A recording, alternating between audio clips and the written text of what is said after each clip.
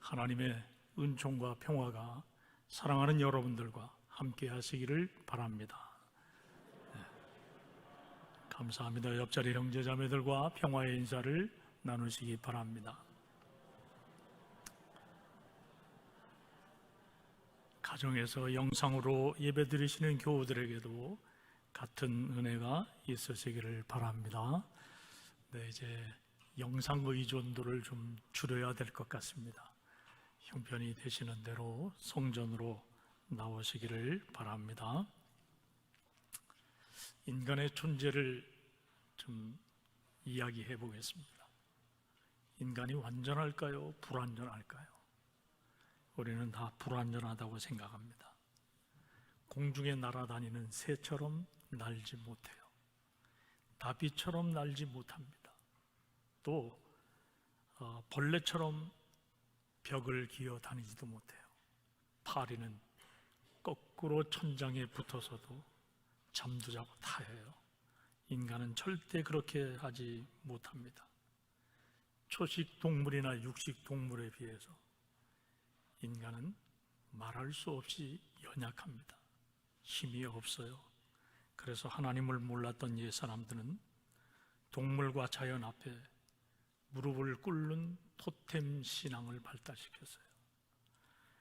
동물이 인간의 생명의 근원이라고 믿는 그런 신화를 가진 사람들이 참 많습니다. 우리 단군 신화에도 누가 조상입니까? 곰이 조상이잖아요. 곰의 후예들이라고 그렇게 생각을 해요. 같은 피조물인데 왜 이렇게 동물을 의지할까라고 하는 겁니다. 그만큼 인간이 육체적으로 보면 동물, 다른 짐승에 비해서 우위에 있다 말할 수 없어요. 운동하는 사람들도 곰, 호랑이, 사자 이런 짐승들을 자기 팀의 이름으로 사용하는 경우가 많지요. 오늘 이 현대를 살아가는 사람들은 어때요? 컴퓨터와 기계 문명에 정복당한 인간은 일과 직업의 문제에 대해서 염려하고 근심하게 되어 있습니다. 일자리를 빼앗기기 때문에 이 모든 문제들이 왜 생겼어요? 인간이 자초한 겁니다. 좀 더 편리하고 쉽고 효율적으로 더 많은 생산을 하려고 하는 그 욕망들이 이와 같은 결과를 만들었습니다. 그래서 인간은 비인간화 현상을 너무도 많이 경험하며 살아갑니다. 같은 인간이면서도 인간을 사고 팔고 하는 행위들을 끊임없이 해왔어요. 거기에는 지배하고 억압하고 학대하는 그런 일들이 많았는데 그걸 당연하게 생각해요. 포악한 인간의 모습을 본다 이런 얘기입니다. 또 인간은 동족의 생명을 자기 목적과 이유 때문에 마음대로 죽입니다. 지금도 전쟁으로 수많은 사람들이 죽었습니다마는 그렇게 각종 사건, 사고와 전쟁을 통해서 어떤 목적을 이룩하려고 하는 당위성까지 이야기하면서 생명을 유린해요. 나라마다 그런 일들을 순국선열로 추앙하는 그런 어리석은 모습을 보이면서 살아갑니다. 그렇다고 한다면 도대체 인간의 가치를 어디서 찾아야 합니까? 성경은 하나님께서 인간이라고 하는 존재를 그 코에 생기를 불어넣으셔서 생명체가 되게 하셨다 그렇게 말씀을 합니다. 하나님 형상으로 지음받았다라고 하는 이 귀중한 존재를 이야기해요. 그런데 창세기 6장에 가서 보면 이런 인간이 완전히 타락해서 육체만 남아있는 모습을 나타내고 있습니다. 죄악이 세상에 가득하다 그랬습니다. 항상 악하다 그랬습니다. 땅은 부패하다 그랬어요. 또 포악한 인간의 모습을 나타내고 있다라고 그렇게 말씀하는 것을 볼 수가 있습니다. 하나님 형상이 완전히 무너진 그런 육체만 있는 인간이 되었다는 거예요. 이걸 인간의 전적인 타락이라 그렇게 말합니다. 그렇다고 한다면 인간은 아주 불완전한 존재인데 우리가 불완전한 존재로 이 세상을 살아가서야 되겠습니까? 우리는 세 가지 질문을 해야 된다고 생각합니다. 아주 근원적인 질문이죠. 첫 번째는 나는 누구인가라고 하는 존재를 확인해야 합니다. 내가 누구인가? 잘 알고 계세요? 두 번째로 나는 무엇을 해야 하는가라고 하는 인생의 목적에 대해서 질문해야 됩니다. 세 번째는 나는 잘 살고 있는가라고 하는 인생의 의미를 되새겨 봐야 된다는 이야기입니다. 우리가 오늘 바울이 고린도후서 5장 말씀을 강조하는 것을 읽었는데요, 5장 17절 말씀에 보니까 누구든지 그리스도 안에 있으면 새로운 피조물이라 이전 것은 지나갔으니 보라 새 것이 되었도다라고 말씀을 해요. 이 말씀이 오늘 본문의 결론이면서 핵심 내용입니다. 이 이야기가 바울의 이야기가 아닌 나의 이야기가 되어야 되고요, 바울의 선언이 아닌 나의 선언이 되어야 됩니다. 내 인생에서 변화의 핵심은 새로운 피조물이 되는 거예요. 새로운 피조물로 살아가려고 할 것 같으면 어떻게 해야 되는가? 십자가에 달려 돌아가시고 3일 만에 부활하신 예수 그리스도의 은혜로 살아간다고 한다면 우리는 새로운 피조물이라고 하는 의식이 항상 떠나지 않아야 됩니다. 그렇다면 새로운 피조물이 된 사람은 어떻게 살아야 할까요? 먼저 성실한 삶이 중요합니다. 한자의 뜻으로 보면 성실하다는 것은 열매를 맺는 것을 말합니다. 농부가 정성과 진실이 없다면 열매를 거둘 수 없습니다. 무슨 일이든지 거짓과 기만과 사악하면 절대 열매를 거둘 수 없어요. 성실은 진실하고 충실하게 어떤 일을 수행하는 자세를 말합니다. 구약 성경을 읽어보면 하나님이 어떤 분인가? 성실하신 분이라고 그렇게 말씀하는 것을 볼 수 있습니다. 시편 저자들은 주의 성실을 사모하고 높이고 찬양했어요. 밤에도 주의 성실을 사모한다고 고백한 시편 저자들이 있어요. 하나님은 아브라함에게 성실하셨습니다. 또 그 약속한 모든 자에게 늘 성실하셨어요. 다윗에게도 성실하셨습니다. 성실히 맹세하셨으니 변하지 않을 것이라고 말씀하고 있는 것을 시편 132편 11절에서 봅니다. 성실하신 하나님과 관계를 맺었던 사람들도요, 성실하게 살았어요. 요셉이 그렇습니다. 모세가 그래요. 히스기야가 그렇고 요시야가 그래요.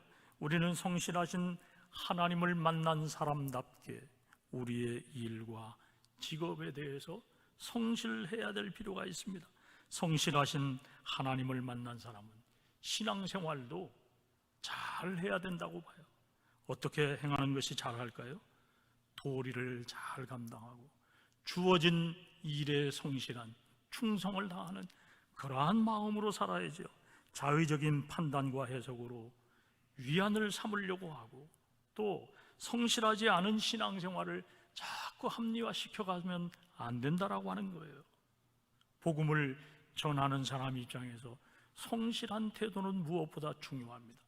사도 바울이 오늘 이 고린도 교회 안에서 갈등을 겪고 있는 그런 사도의 어떤 그런 모습을 보여주고 있는데, 사실 사도 바울은 고린도 교인들에게 깊은 사랑을 받은 그런 사도는 아니에요. 사사건건 문제를 일으키고 여러 가지 불신을 나는 그런 이 모습들이 고린도 교회 안에는 참으로 많았어요. 그래서 그는 더더욱 성실한 모습을 나타내려고 많은 노력을 했지요. 그 많은 노력의 이면에는 뭐가 있었나 하면 고린도 교인들도 어느 날인가 그리스도의 심판대 앞에 서야 된다라고 하는 것을 알고 심판대 앞에 섰을 때 부끄러움 없는 고린도 교인들이 되도록 하기 위해서 성실하게 복음을 전하려고 했어요. 그러나 고린도 교인들이 바울의 그 심정을 받아주지를 않아요. 바울의 성실함을 의심했어요. 그를 믿지 않았단 말이에요. 바울이 복음을 전하면서 늘 신경을 썼던 게 있습니다. 그의 사도권 문제였습니다. 바울의 사도됨을 사람들이 널리 인정하지 않았다는 거예요. 그래서 늘 그걸 변호해야 했습니다. 또 고린도 교인들을 향해서 성실한 사람인 것을 나타내야 되는 그런 부담도 안고 있었어요. 여러분, 오해를 받고요, 의심을 받는다면 얼마나 억울하고 괴롭습니까? 바울이 의롭고 진실한 모습을 나타내도 그걸 믿어주고 받아주지 않는 이 고린도 교인들의 강팍한 마음이 늘 바울을 힘들게 했어요. 왜냐하면 이 성실의 의심을 받으면 복음 전도의 길이 막히기 때문이었습니다. 복음이 잘 전해지려고 할 것 같으면 신뢰가 형성이 되어야 되고 성실함이 바탕이 되어서 그 성실이 사람들에게 인정이 되어야 된다라고 하는 거예요. 자기 명예가 추락되는 그 문제 때문에 바울이 지금 이 성실의 문제를 고린도 교인들에게 강조한 것은 아니에요.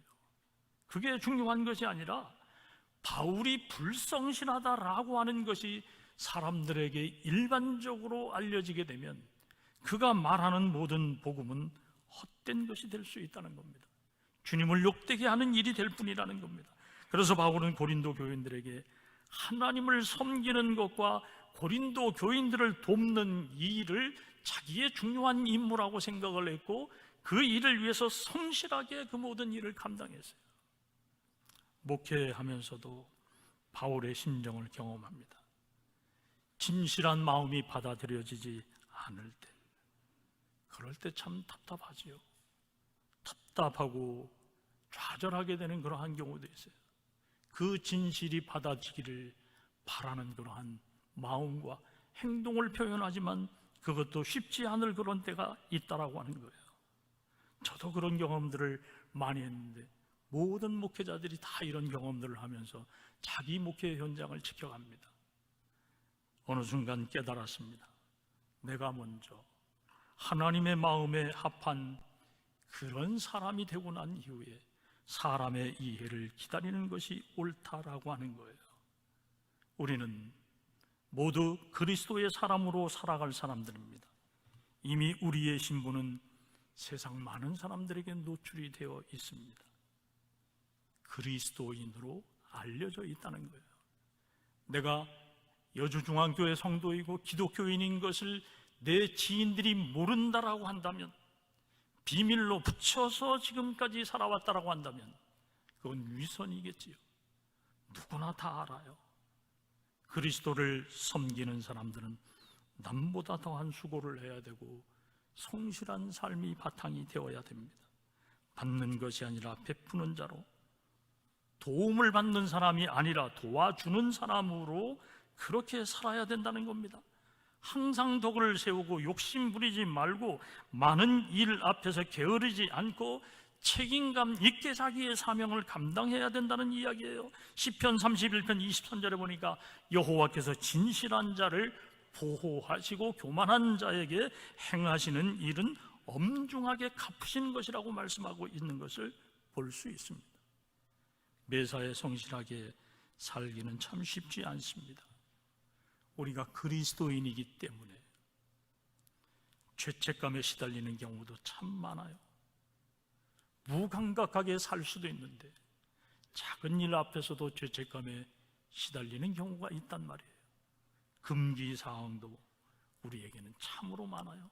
하지 않아야 될 것들이 많단 말이에요. 내가 함부로 살면 주님이 욕을 먹고 전도의 문이 막히기 때문에 그렇게 우리는 살아갈 수밖에 없어요. 그러나 그리스도 안에서 새로운 피조물로 살아가는 사람에게 끊임없이 요구되는 것은 성실이라고 하는 신앙의 덕목이라는 겁니다. 그것이 나를 복되게 하고 신앙 공동체를 빛나게 할 뿐만 아니라 하나님을 영화롭게 하는 일이 된다는 것을 기억하고 성실한 삶의 열매를 바라보고 나아가는 성도들이 되시길 주님의 이름으로 축원합니다. 다음으로 그리스도의 사랑을 잊으면 안 됩니다. 새로운 피조물이 되는 길은 그리스도의 사랑에 있습니다. 사도 바울은 그리스도의 사랑이 우리를 강권한다라고 그렇게 말씀합니다. 이 강권한다라고 하는 단어가 강제로 어떤 권면을 한다라고 하는 느낌이 들게 하는데, 표준 세번역 성경으로 보니까요, 그리스도의 사랑이 우리를 휘어잡는다라고 그렇게 번역을 하고 있는 걸 볼 수 있습니다.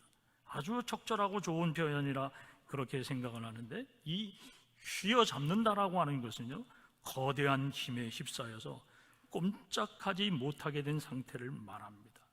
그러니까 사도 바울이 그리스도의 사랑에 이렇게 잡혀 있다는 거예요. 그렇게 잡혀 있으니까 마음과 생각과 뜻이 예수 그리스도를 떠나지 않는 사람이었습니다. 바울은 목적을 위해서 거칠고 폭력적이고 잔인한 성격으로 살았던 사람입니다. 그의 혈기는 그리스도의 사랑을 통해서 꺾였어요. 야망을 버렸어요. 주님의 사랑이 바울을 휘어잡았기 때문이라는 겁니다. 그리스도의 사랑은 사람을 변화시킵니다. 바울이 예수 그리스도를 사랑했기 때문이 아닙니다. 예수님이 바울을 사랑했기 때문에 나타난 변화였어요. 바울은 위에서 아래로 내려오는 사랑을 체험했습니다. 이 사랑은 그리스도를 통해서 나타난 하나님의 사랑이었습니다.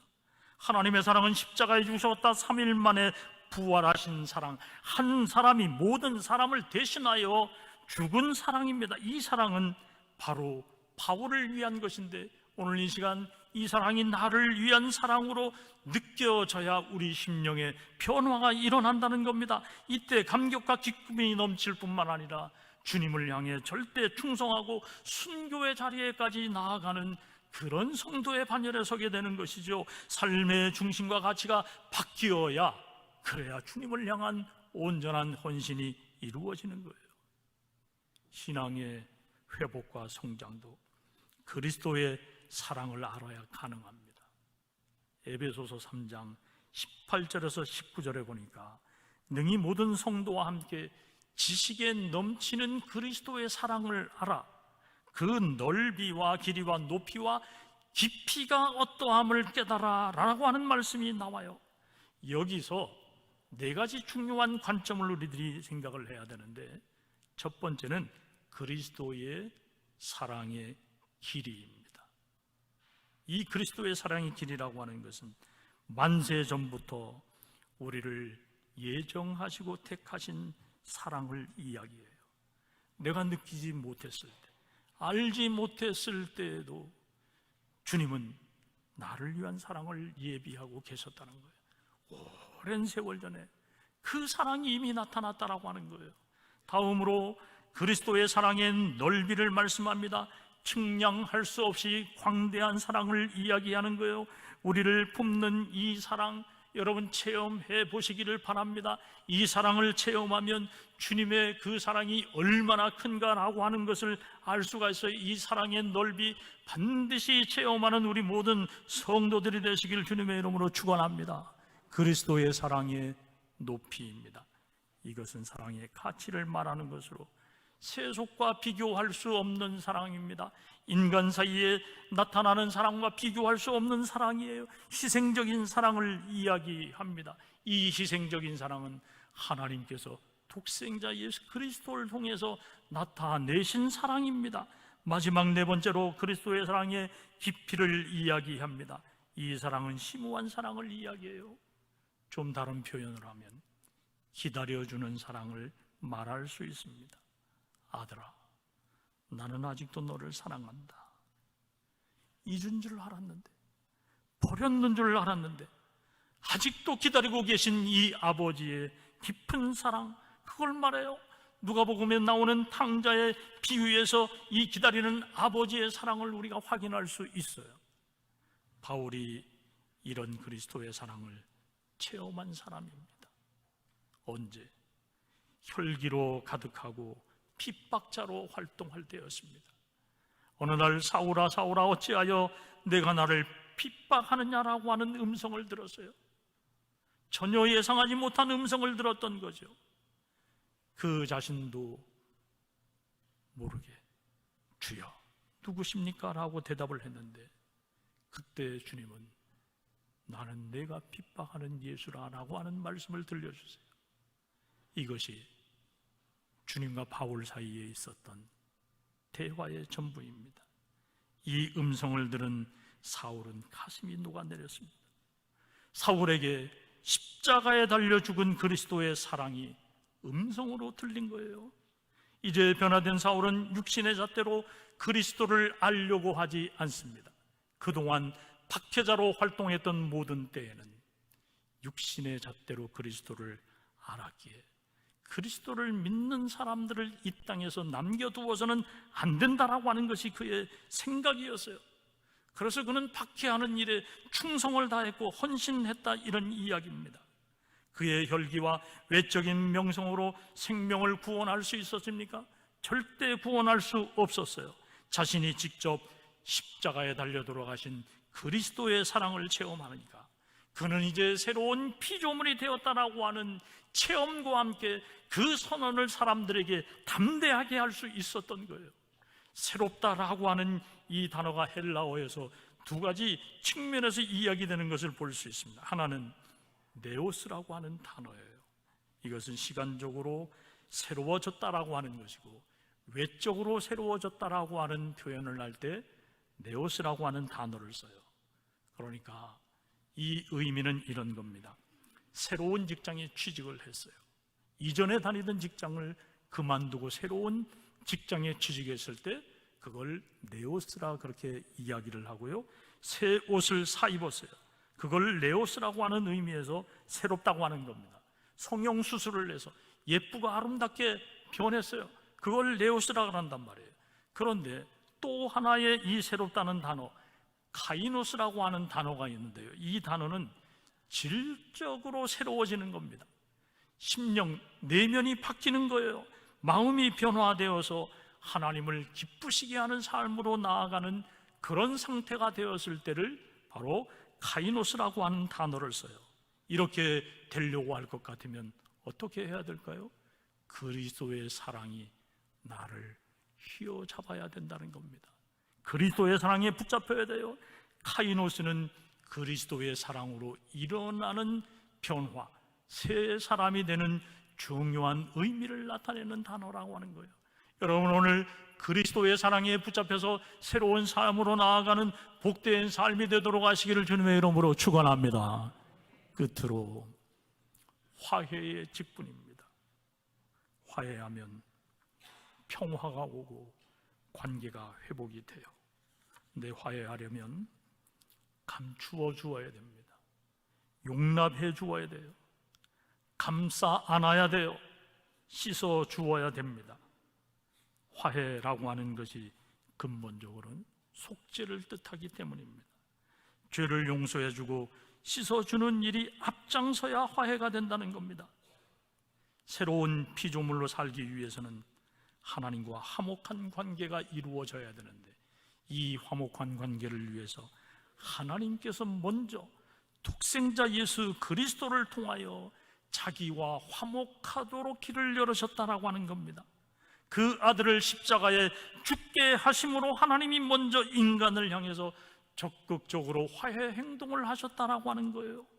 하나님께서 아들을 통해 우리와 화해하자고 먼저 찾아오셨다는 겁니다. 하나님이 자존심이 없는 분이십니까? 여러분, 먼저 찾아가고 늦게 찾아간다는 것은 중요한 의미가 있어요. 운동 경기에서도요, 챔피언이 절대 먼저 그 도전자에게 나타나는 경우가 없어요. 반드시 도전자가 먼저 나타나게 되고 그 다음에 챔피언이 등장을 하게 되는 겁니다. 인간사에는 이런 모든 것들이 다 있어요. 힘이 강한 나라의 대통령과 힘이 약한 나라의 대통령이 만나면 어떻게 만나요?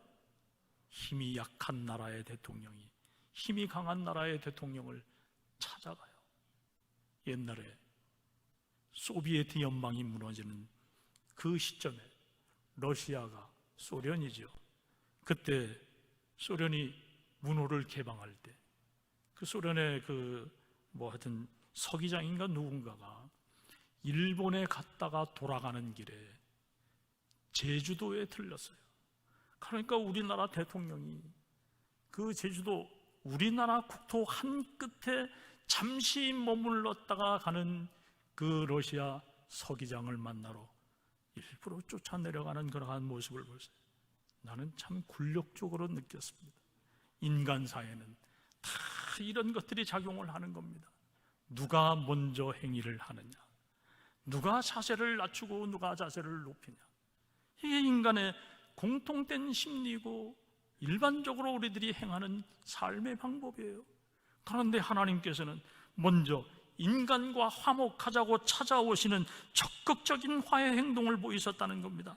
하나님께서 아들을 통해 우리와 화해하자고 먼저 찾아오신 것, 이것이 예사로운 행동이 아니라는 겁니다. 하나님이 화해의 손짓을 예수 그리스도의 십자가를 통해서 하셨어요. 하나님이 화해의 손짓을 하실 때 인간이 응답만 하면 되는데 인간은 이 응답도 안 해요.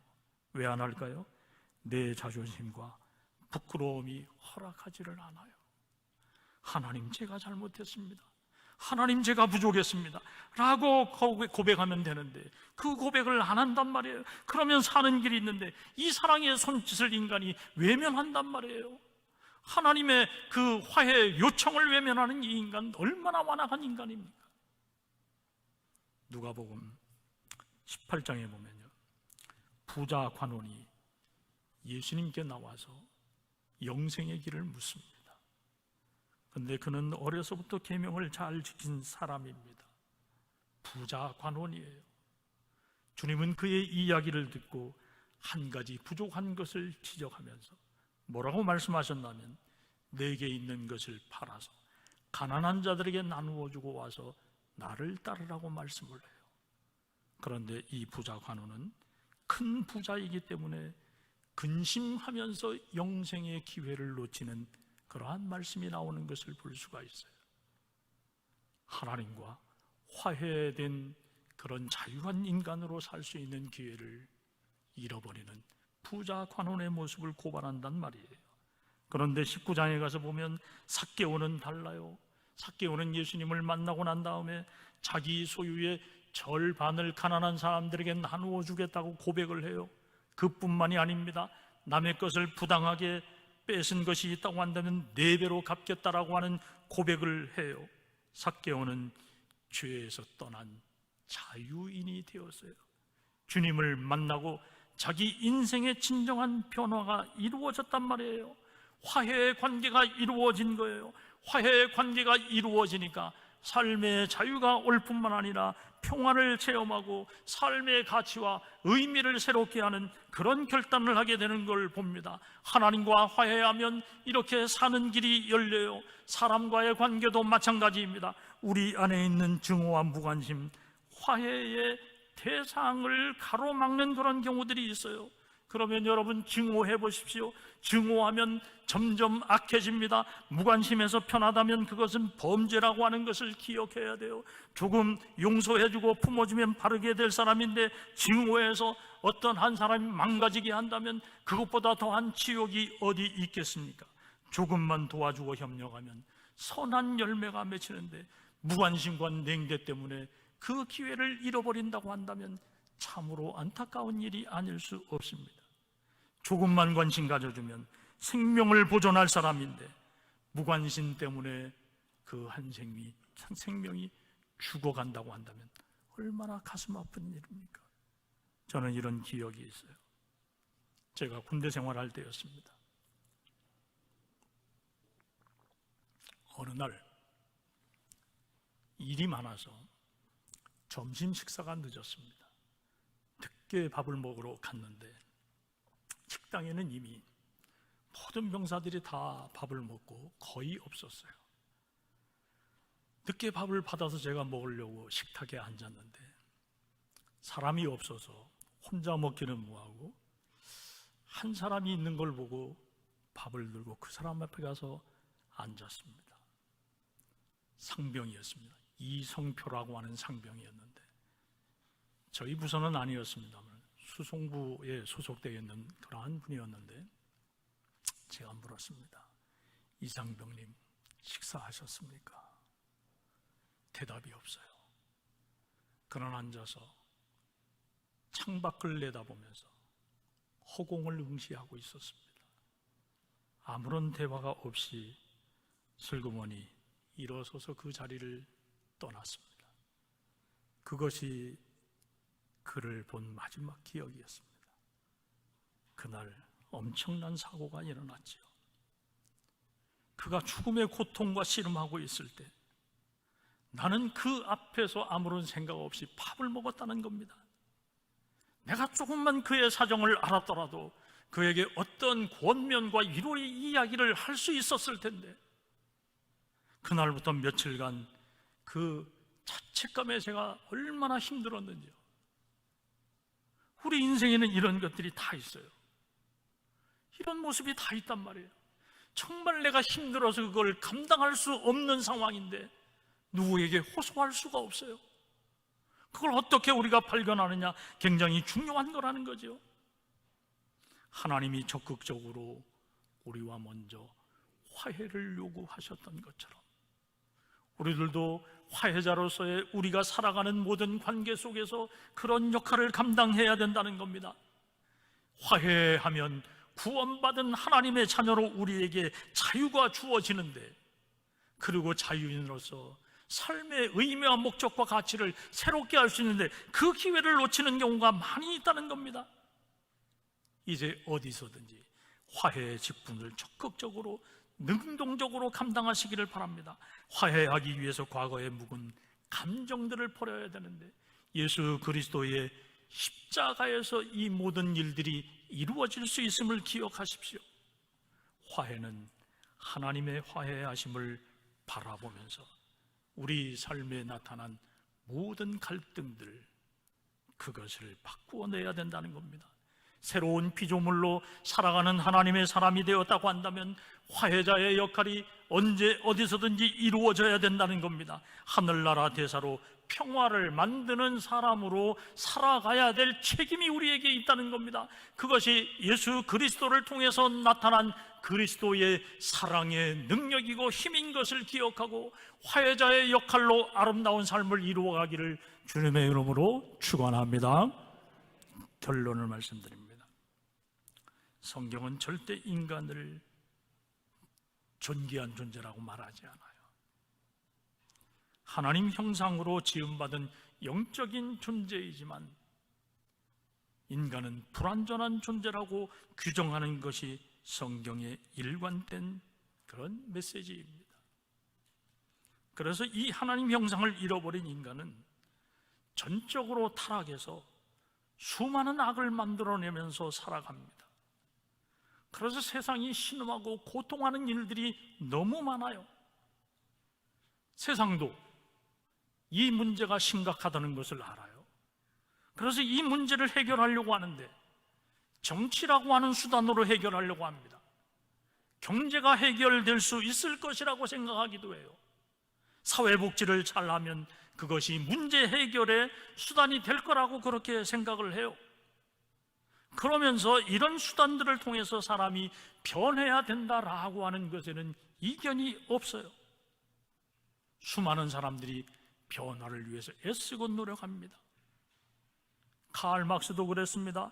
물질 생활과 사회 구조를 바꾸어내면 인간을 개조할 수 있다고 생각을 했어요.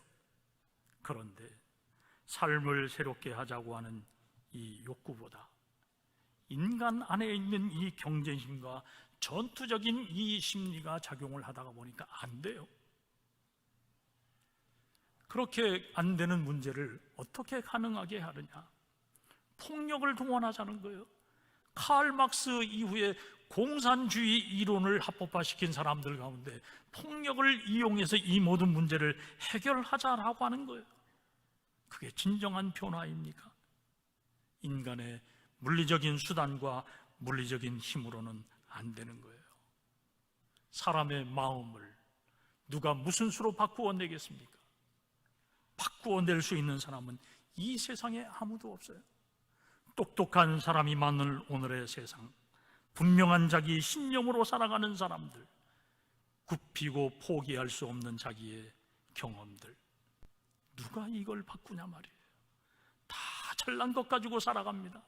다 아는 것 가지고 살아가요. 사람이 사람을 바꿀 수 없다는 거예요. 예수 그리스도의 십자가가 유일한 답인데, 하나님께서 먼저 그리스도를 통해서 나타내신 그 사랑이 아니면 어느 누구도 바꾸어낼 수 없다는 겁니다. 십자가에 죽은 것과 사흘 만에 부활하신 것, 그것을 분명히 알아야 되는 이유가 여기에서요. 죽은 자 가운데서 나를 살리신 그리스도의 십자가 사건을 경험해야 우리 심령에 감화 감동이 일어난다는 거예요.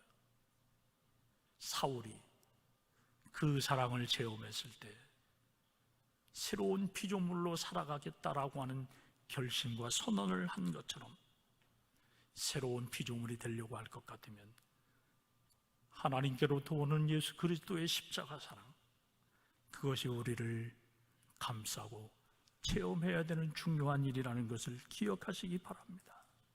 새로운 피조물 된 성도는 성실하게 살아야 되고 그리스도의 사랑을 떠나면 안 되고 언제 어디서든지 화해자의 역할로 세상을 아름답게 하며 하나님의 영광을 드러내는 귀한 삶이 되어야 된다는 것을 기억하는 여러분 되시기를 주님의 이름으로 축원합니다.